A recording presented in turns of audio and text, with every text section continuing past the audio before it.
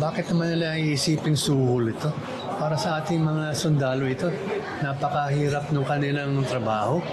Hindi ko maintindihan itong mga nagsasabi nun.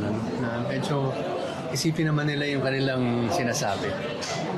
Nasa yung malasakit natin para sa mga dumidepensa sa ating taong bayan sa ating soberenya. Yan ay isang matagal na ngang overdue. Kung isipin ninyo, huling nagkaroon ng increase nung nakaraan na administrasyon pa. Nung panahon na yun, may nagsabi ba ng ganyan? Yun ang tanong ko sa kanila. Parehing pinabulaanan ng Department of National Defense na bayad o suhol sa mga sundalo at pulis ang nakatakdang dagdag sahod sa mga military at uniform personnel. Ayon kay Defense Spokesperson Director Arsenio Andulong, walang basihan ang paratang na ito.